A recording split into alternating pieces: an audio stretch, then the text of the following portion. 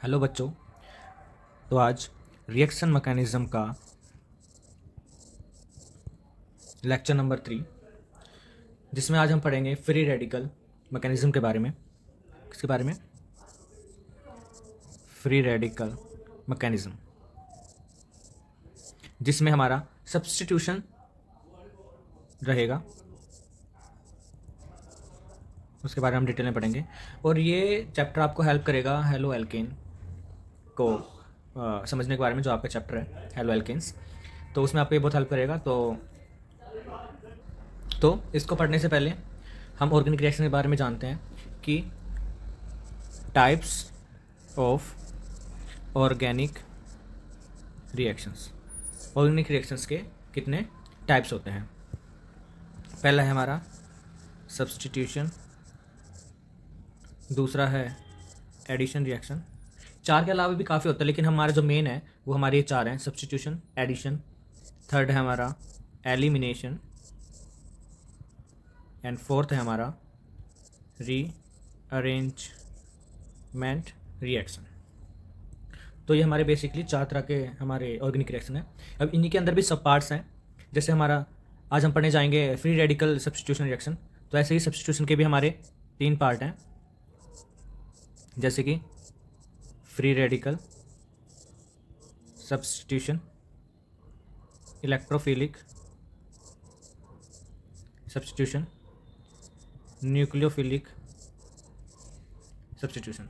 तो आपने पढ़ाई था इलेक्ट्रोफाइल और न्यूक्लियोफाइल के बारे में, हमने बता दिया था पहले 2 लेक्चरों में। तो इनमें हम उनका यूज़ करेंगे, ठीक है। तो free radical substitution, electrophilic substitution, nucleophilic substitution. ऐसे हमारा एडिशन में भी है, उनके भी कई पार्ट्स हैं। तो सेम हमारा एडिशन में भी है free radical addition, electrophilic addition, nucleophilic addition. Same फिर हमारा एलिमिनेशन में आ जाता है E1 elimination, E2 elimination, E1 CB elimination. तो ऐसे इनके अलग अलग तरह के प्रकार हैं। तो हम ये पूरा डिस्कस करेंगे धीरे धीरे, ठीक है। तो आज हम अपना सब्स्टिट्यूशन रिएक्शन पढ़ेंगे, ठीक है। तो आज का टॉपिक है हमारा सब्स्टिट्यूशन रिएक्शन का।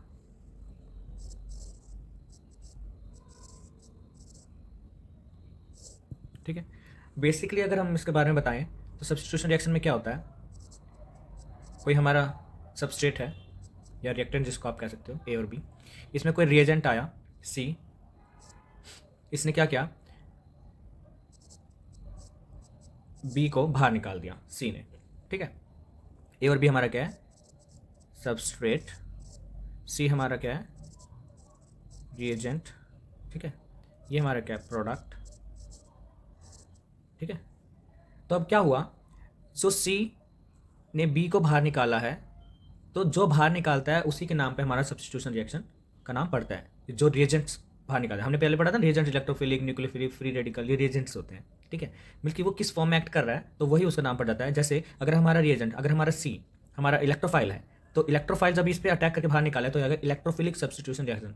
इलेक्ट्रोफिलिक सब्स्टिट्यूशन का मतलब क्या हुआ कि इलेक्ट्रोफाइल ने सब्स्टिट्यूट कराया है सबस्ट्रेट से किसी भी एक मॉलिक्यूल को।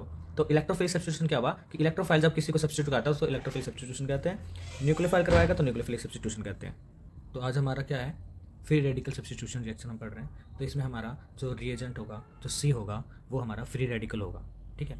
तो आज हमारा जो मेन है वो फ्री रेडिकल सब्स्टिट्यूशन रिएक्शन के ऊपर टॉपिक है। तो इसमें जो हमारा C है वो फ्री रेडिकल होगा, और जो फ्री रेडिकल अगर आएगा तो निकालेगा भी क्या? फ्री रेडिकल को ही निकालेगा। तो यानी कि जो हमारा B है जो बाहर निकला है वो भी एक फ्री रेडिकल की फॉर्म में बाहर निकलेगा, ठीक है। न्यूक्लियोफाइल ऐडिंग हो तो न्यूक्लियोफाइल ही बाहर निकलेगा, इलेक्ट्रोफाइल ऐड होगा तो इलेक्ट्रोफाइल ही बाहर निकलेगा। तो ये हमारा, तो इसमें जो सबसे बेसिक हम जो रिएक्शन को पढ़ने जा रहे हैं आज वो है हेलोजिनेशन।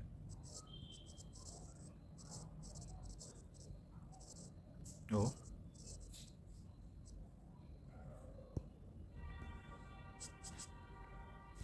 एल्केन, ठीक है। हेलोजेनस ऑफ एल्केन का मतलब ये हमने आपने पढ़ाई होगा 10th में 11th में। हेलोजेनस ऑफ एल्केन का मतलब है कि हम इसका फ्लोरिनेशन करवा दें, क्लोरिनेशन करवा दें, ब्रोमिनेशन करवा दें, आयोडीनेशन करवा दें। किसका? एल्केन का। एल्केन हमारे क्या होते हैं? डबल बॉन्ड, सिंगल बॉन्ड वाले। जैसे हमारा होगा मीथेन C2H6, ठीक है। मीथेन, मीथेन, ब्यूटेन, प्रोपेन, इन सब का हेलोजिनेशन। तो हम इसमें पढ़ने जा रहे हैं सबसे पहला क्लोरिनेशन। राइटिंग थोड़ा ऐसा है, थोड़ा काम चलाना और बैकग्राउंड नॉइस को भी पूरा इग्नोर करना, ठीक है। तो मीथेन का क्लोरीनेशन में इसमें क्या हमको कंडीशंस की जो सबसे ज़्यादा ज़रूरत होती है वो मैं बता देता हूँ कि अगर आप मीथेन ले रहे हो, क्लोरीन गैस इसमें डालना पड़ेगा। इसमें सबसे ज़्यादा जो ज़रूरी होते हैं या तो इसमें लाइट एच म्यू, सनलाइट, या फिर इसमें कोई पेरोक्साइड, या फिर हीट यानी कि कोई हाई टेम्परेचर, हीट का मतलब हाई टेम्परेचर से, ठीक है। अगर आप इनमें से इसको कोई भी कंडीशन फेवरेबल मिलती है तो ये फ्री रेडिकल मैकेनिज्म के थ्रू जाएगा। इसमें क्या होता है, एक क्लोरीन आता है और यहाँ से एक एच निकलता है, तो यहाँ से हमारा CH3 आ जाएगा, एक एच निकलेगा और इधर एक क्लोरीन लग जाएगा, CH3Cl आ जाएगा प्लस HCl, ठीक है। लेकिन अभी तो इसमें पढ़ा है ना, लाइट भी है, ये क्लोरीन भी गैस है, मीथेन भी पढ़ा है, मिथाइल भी क्लोराइड बन गया। तो इससे अगेन क्या होता है, इसमें अगेन एक क्लोरीन आता है और यहाँ से एक HCl अगेन यहाँ से बाहर निकलता है, CH2Cl2 आता है, ठीक है। अगेन लाइट है, जब तक इसका पूरा का पूरा ये कंज्यूम नहीं हो जाता, ठीक है। सॉरी एच नहीं आएगा, CCl4 ये हमारा बनेगा। अब इसमें एच नहीं है तब ये आगे फर्दर सब्स्टिट्यूट नहीं कर पाएगा। लेकिन ये मेथड आप देख लिया आपने कि हम इससे अगर हमारा मीथेन और क्लोरीन डालें तो मिथाइल क्लोराइड बन जाएगा, ठीक है, प्रिपरेशन का मेथड। लेकिन ये एक बेस्ट मेथड है क्योंकि इसके अंदर ये यहाँ पे रुकता नहीं है, ये जब तक इसके हाइड्रोजन कंबाइन नहीं हो जाते, कंज्यूम नहीं हो जाते, तब तक ये पूरा का पूरा चलता रहता है। तो अब इसमें से ये कितना बनेगा, इसके बाद ये कितना बनेगा, ये कितना बनेगा, ये वाला कितना बनेगा, ये इसमें बताना थोड़ा। लेकिन इसमें क्या है, अब आप ये कहोगे कि हमारा मेजर प्रोडक्ट क्या रहेगा या माइनर प्रोडक्ट क्या रहेगा, या कि सारे के सारे प्रोडक्ट इसमें से बनेंगे। तो ये डिपेंड करता है हमारा क्लोरीन कैसा है। मतलब क्लोरीन को अगर आप एक्सेस में लेते हो या अगर मीथेन को एक्सेस में लेते हो तो ये फ़र्क पड़ेगा कि आप क्या चीज़ एक्सेस में लो। अगर आपने क्लोरीन को एक्सेस में लिया हुआ है तो ये फर्दर पूरा यहाँ तक जाएगा। वो कितना एक्सेस में है वो डिपेंड करेगा। लेट सपोज आपने मीथेन कम है, क्लोरीन ज़्यादा है, ये बना, क्लोरीन के बाद अभी भी क्लोरीन पड़ा है, तो फर्दर इससे ये वाला बनेगा प्रोडक्ट, ठीक है। अगर फर्दर और ज़्यादा है तो फिर उसके बाद ये वाला प्रोडक्ट बनेगा, अगर और क्लोरीन पड़ा है तो यही बनेगा। लेकिन अगर आपने क्लोरीन आपने थोड़ा लिया है, मीथेन आपने एक्सेस में ले रखा है, अगर मीथेन एक्सेस में ले रखा है तो ये आपको ये यहीं तक रुक जाएगा, ठीक है, या थोड़ा बहुत ये बन जाएगा। लेकिन एक्चुअल में क्या ऐसा नहीं होता।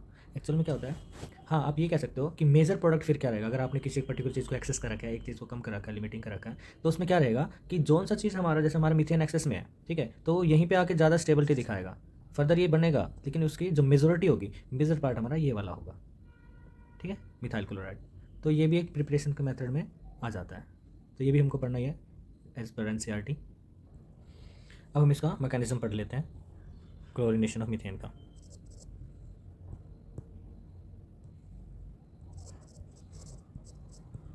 इसका जो मैकेनिज्म होता है वो फ्री रेडिकल के बारे में आज हम पढ़ ही रहे हैं, तो फ्री रेडिकल मैकेनिज्म के थ्रू ये जाएगा।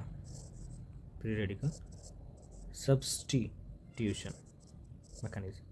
फ्री रेडिकल सब्स्टिट्यूशन मैकेनिज्म के 3 स्टेप होते हैं इस रिएक्शन को जाने के लिए। फर्स्ट स्टेप हमारा दैट इज चेन इनिशिएशन या फिर इनिशिएशन। नॉर्मल इनिशिएशन भी लिखा जाता है, चेन इनिशिएशन स्टेप भी लिखा जाता है, ठीक है। इसमें क्या होता है, हमारा क्लोरीन Cl2 होता है वो इस फॉर्म में। हमने पढ़ा था कि इसमें लाइट, सनलाइट या पेरोक्साइड या फिर हमारा कोई हीट, इस तरह के एनर्जी होते हैं, तो इस बॉन्ड को तोड़े तो हम लाइट ले लेते हैं या फिर हीट ले लो। तो हीट का सिंबल ऐसा होता है ट्रायंगल वाला। इसमें क्या होता है, हीट मिली या इसको लाइट मिली तो इसमें एक इस बॉन्ड का ब्रेकेज होता है, यानी कि इसके अंदर हमारा क्या है, ये 2 क्लोरीन के एक एटम से जुड़ा हुआ है, तो इसमें होमोलिटिक फ्यूजन, इस जो ब्रेकिंग ऑफ बॉन्ड है, इस ब्रेकिंग ऑफ बॉन्ड को कहते हैं homolytic fusion. Okay, homolytic fusion में क्या रहता है, हमारा जो बॉन्ड है वो टूटता है, इसका नोटेशन भी देख लो इस तरह से, यानी कि एक इलेक्ट्रॉन इसके पास जाएगा और एक इलेक्ट्रॉन इसके पास जाएगा, समझे। तो इसमें जो बॉन्ड है वो कैसे टूटेगा, Cl डॉट Cl डॉट। इसमें जब लाइट आई या हीट मिली तो इसको क्या, हीट की जरूरत पड़ी बॉन्ड को तोड़ने के लिए। अब हीट इसने एब्जॉर्व करी तो इस वजह से इस प्रोसेस को क्या गया, एंडोथर्मिक जो प्रोसेस है वो एंडोथर्मिक प्रोसेस रहा। तो इसमें क्या हुआ, फ्री रेडिकल जनरेट हुआ, तो इसको हम कहेंगे फ्री रेडिकल जनरेशन या प्रोडक्शन। फ्री रेडिकल को प्रोड्यूस करना इसका एक पार्ट है। अब इसका स्टेप 2 है, आगे स्टेप 2 में क्या होता है, स्टेप 2 देखते हैं। स्टेप 2 का नाम है चेन प्रोपोगेशन। चेन प्रोपोगेशन मतलब चेन बनती रहेगी अब यहाँ से, यानी फ्री रेडिकल से फ्री रेडिकल और फ्री रेडिकल, तो ऐसे बनता रहेगा। तो इसमें क्या रहता है, अब हमारा मीथेन होता है हमारे पास। अच्छा, दूसरा ये बात है, जो क्लोरीन रेडिकल है वो हाईली रिएक्टिव स्पीसीज होती हैं, ठीक है, ये बात भी ध्यान रखो, हाईली रिएक्टिव स्पीसीज, क्योंकि अपना मोलिक्यूल लेके अपना ऑक्टेट पूरा करना चाहेगी, तो ये क्या हुआ हमारा हाईली रिएक्टिव स्पीसीज हुई। तो यहाँ से क्लोरीन डॉट आया, अब क्या करेगा, अब क्लोरीन डॉट आया, किसी ना किसी को तोड़वाएगा कि भाई मुझे तो अपना ऑक्टेट पूरा, तुम अपना करो यहाँ से काम। तो ये क्या करते हैं, इन दोनों का भी यहाँ से एक हाइड्रोजन से होमोलिटिक फिजन यहाँ से होता है। होमोलिटिक फिजन जैसे हुआ, अब ये क्लोरीन फ्री रेडिकल जो है वो या तो हमारे हाइड्रोजन से अटैक करेगा या इस कार्बन के फ्री रेडिकल से अटैक करेगा, ठीक है। तो क्लोरीन फ्री रेडिकल जो है उसका जो बॉन्ड है वो ज़्यादा स्ट्रॉन्गर बनता है हाइड्रोजन से, तो ये हाइड्रोजन से अपना बॉन्ड बना लेगा और हमारे यहाँ पे मिथाइल फ्री रेडिकल फ्री में बच जाएगा। अब क्या होगा इसमें, मिथाइल रेडिकल बन गया, अगेन ये भी एक हाईली रिएक्टिव है, स्पीसीज में आता है, लेकिन एक दिक्कत ये होगी, ये अच्छा भला मीथेन के फॉर्म में था और ये हमारा मिथाइल रेडिकल में टूट गया। अब ये कहेगा कि भाई मैं अच्छा भला ठीक था, इसने तोड़ा, तो अब ये क्या करेगा, अब ये भी वापस क्लोरीन के पास क्लोरीन को तोड़ेगा। तो अच्छा तूने मेरे साथ ऐसा किया, अब मैं तेरे को देखता हूँ। तो अब ये क्या हुआ, मिथाइल फ्री रेडिकल ये क्लोरीन के आइटम के पास आ गया, मॉलिक्यूल के पास, ठीक है। अब क्लोरीन के मॉलिक्यूल पास आया, इसने इसको तोड़वाया, भाई तूने मेरा करा अब तो किस भुगत। तो अब ये क्या करा, इन्हें CH3 इन्हें HCl इसके पास आ गया, प्लस क्लोरीन फ्री रेडिकल यहाँ से भी निकल गया, ठीक है। अब क्या हुआ, अगेन ये क्लोरीन फ्री रेडिकल आ गया, अब ये क्या, ये दोबारा मिथाइल मीथेन के पास जाएगा, और मीथेन के पास जाएगा अगेन क्लोरीन, अगेन यहाँ से मिथाइल रेडिकल। तो ये हमारा स्टेप चेन प्रोपेगेशन इसको इसलिए बोला गया क्योंकि ये चेन को प्रोपेगेट कर दिया। तो अब क्या हुआ, यहाँ से ये ऐसे और ये ऐसे, जैसे इसने ये बना तो इसका ये बनेगा, आगे से ये वापस यहाँ से मीथेन पे, तो ये इस सर्कुलेटर में घूमता रहेगा जब तक इसके मॉलिक्यूल कंज्यूम नहीं हो जाते, जब तक इसके मॉलिक्यूल ये पूरे कंज्यूम नहीं हो जाते, ठीक है। तो ये चेन ऐसे सर्कुलेट होती रहेगी। अब हमारा स्टेप 3 जो कि हमारा टर्मिनेशन स्टेप है, इसको चेन टर्मिनेशन भी बोल सकते हो या सिंपल टर्मिनेशन बोल सकते हो। टर्मिनेशन में क्या रहता है, हमारा जितना भी इस पूरे रिएक्शन में सिस्टम में फ्री रेडिकल बने, जैसे हमारे ऊपर से देखो क्लोरीन फ्री रेडिकल और मिथाइल फ्री रेडिकल, ये 2 फ्री रेडिकल बने हैं तो इसमें क्या आता है, टर्मिनेट का मतलब वो अब एक दूसरे से जुड़ जाएंगे और फाइनली हमारा ये खत्म होगा। जैसे हमारा अगर क्लोरीन फ्री रेडिकल है वो खुद से भी जुड़ सकता है, तो क्लोरीन क्लोरीन बॉन्ड बन जाएगा, या फिर हमारा मिथाइल फ्री रेडिकल है खुद से जुड़कर हमारा इथेन बना देगा, या फिर हमारा मिथाइल फ्री रेडिकल और क्लोरीन फ्री रेडिकल वो जुड़ के हमारा ये मिथाइल अल्काइल क्लोराइड या मिथाइल क्लोराइड बना देगा। तो ये हमारा टर्मिनेशन का स्टेप हुआ। आगे मैं बताता हूँ, फिलहाल ये हमारा मेन हो गया फ्री रेडिकल सब्स्टिट्यूशन मैकेनिज्म, ये किस तरह से वर्क करता है कि इसमें पहले चेन इनिशिएट होती है जिसमें फ्री रेडिकल जनरेट होते हैं, चेन प्रोपेगेट होते हैं, वो फ्री रेडिकल वो फर्दर अपने रिएक्टेंट से सबस्ट्रेट से हेल्प करके उसको प्रोपेगेट करवाता है, उसको बॉन्ड को ब्रेक करवाता है, उसके टर्मिनेशन में जितनी फ्री रेडिकल है वो फर्दर अपने बॉन्ड को बना करके उसको आगे टर्मिनेट करवाते हैं, ठीक है। अब हम जो टर्मिनेट होता है फाइनली वही हमारा जो प्रोडक्ट बनता है उसको ऐसा कहा जाता है। अब ये देखो इसमें क्लोरीन क्लोरीन मिलकर क्लोरीन, तो ये भी इसका प्रोडक्ट में ही आएगा, इसका इथेन ये भी प्रोडक्ट में आएगा, ठीक है।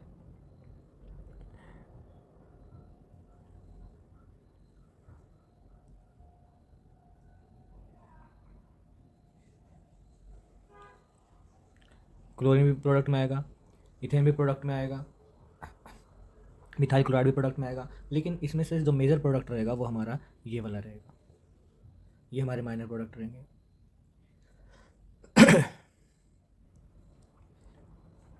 तो ये हमारा मैकेनिज्म कंप्लीट हुआ। थोड़ा इसमें रिएक्टिविटी देख लेते हैं, अब केवल हमने क्लोरीन की बात करी है, तो इसमें रिएक्टिविटी देख लेते हैं। Reactivity order of halogens in halogenation.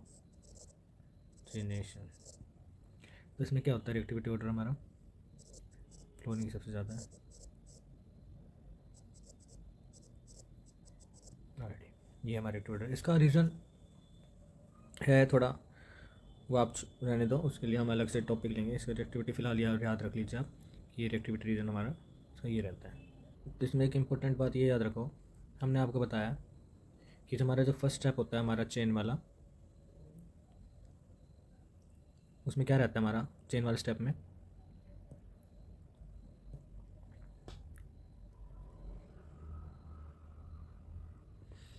कि ये हमारा एंडोथर्मिक रिएक्शन है। चेन वाला स्टेप हमारा क्या है, एंडोथर्मिक रिएक्शन है।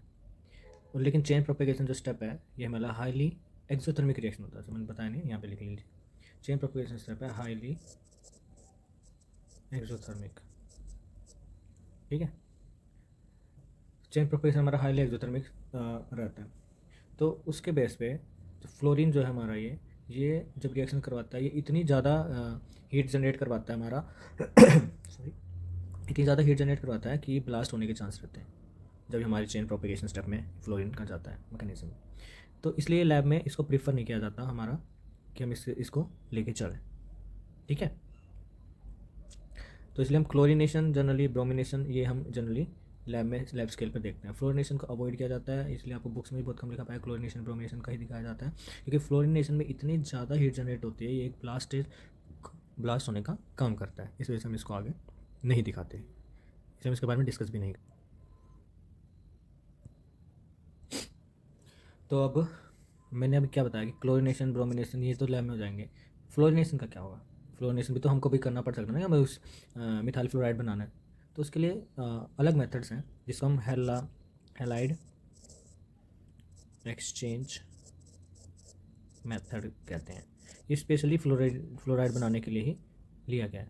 इसमें हम क्या लेते हैं, कोई भी एक हेलोजन वाला ग्रुप ले लेंगे यहाँ पे, इसलिए हमें हैलाइड एक्सचेंज, इसमें हेलोजन का एक्सचेंज होगा और इसकी रिएक्शन हम सिल्वर फ्लोराइड या तो AgF2 मर्करी फ्लोराइड, ठीक है, या फिर SbF3 लेंगे। और इनमें से कुछ भी लेना, सारा मत लेना, इनमें से कोई एक ले लो, हीट करा दो, ये हमारा बन जाएगा। ठीक है, इस तरह से हम मिथाइल फ्लोराइड बना सकते हैं।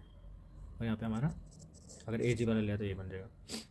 ठीक है, सिल्वर क्लोराइड बाय प्रोडक्ट। तो ये हमारा प्रोडक्ट यहाँ पे बन गया। इसको हम हैलोजन एक्सचेंज मेथड कहते हैं। इस रिएक्शन का नेम भी है स्पेशल,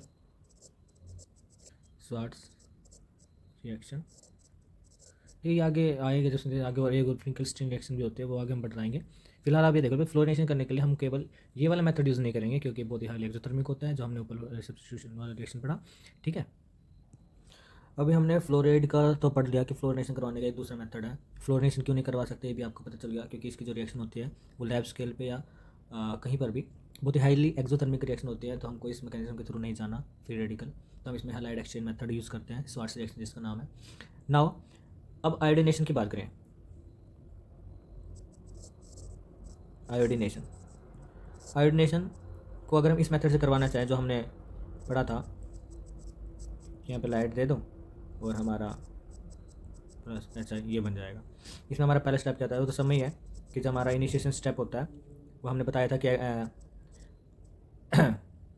एंडोथर्मिक रहेगा, तो इसको लाइट हीट देनी पड़ेगी, आई फ्री रेडिकल में टूट जाएगा वो। ठीक है, और हमारा जो प्रोपोगेशन स्टेप है उसमें हमारा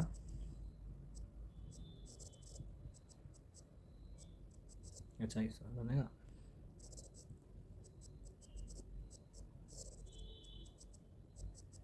इस तरह का ये रहेगा। इसमें क्या देखा गया कि हमारा ये फर्स्ट स्टेप तो सभी में हमारा एक्सोथर्मिक रहता है, थर्मिक, लेकिन इसमें क्या पाया गया, सॉरी फर्स्ट स्टेप हमारा सब में क्या रहता है, एंडोथर्मिक रहता है, और सेकंड स्टेप एक्सोथर्मिक रहता है।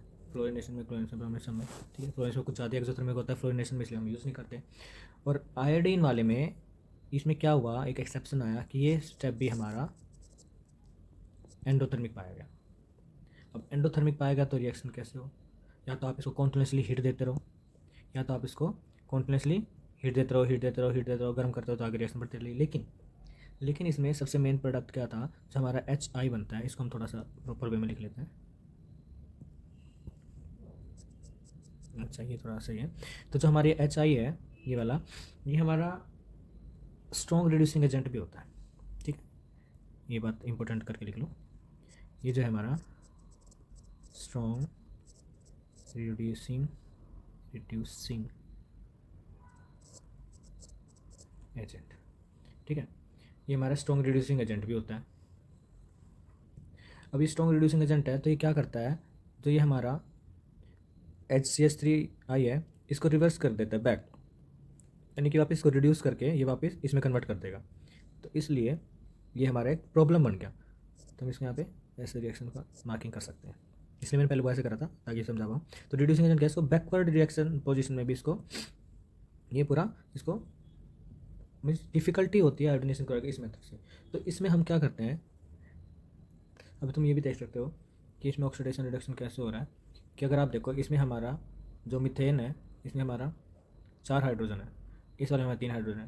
तो अगर इधर से इधर जा रहे हो तो क्या हो रहा है, इधर से इधर जा रहे हो तो आपका ऑक्सीडेशन हो रहा है, ठीक है।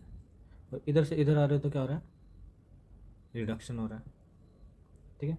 यहाँ पे भी देखते हो -4 है, यहाँ पे आपका -2 है ऑक्सीडेशन स्टेट।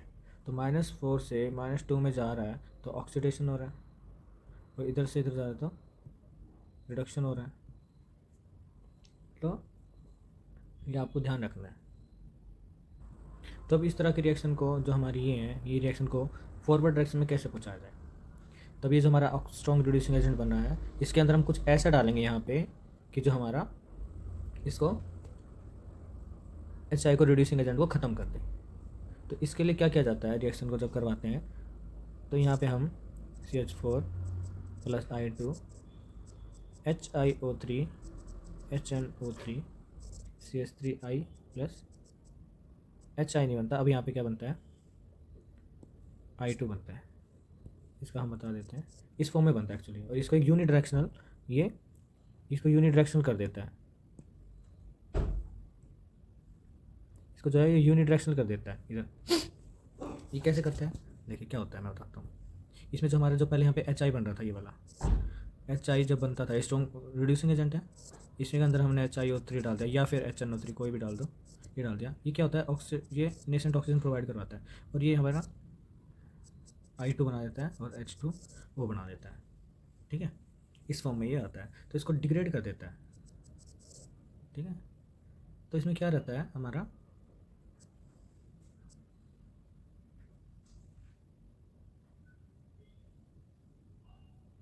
यहाँ पे इसका आगे फर्दर I2 में कन्वर्ट होकर ये बना देता है, ठीक है। तो रिड्यूसिंग एजेंट एंड ऑक्सीडाइजर मिलके एक दूसरे को क्रॉस करके अपना I2 और हमारा फर्दर आगे रिएक्शन यूनिट डायरेक्शन हो जाता है, ठीक है।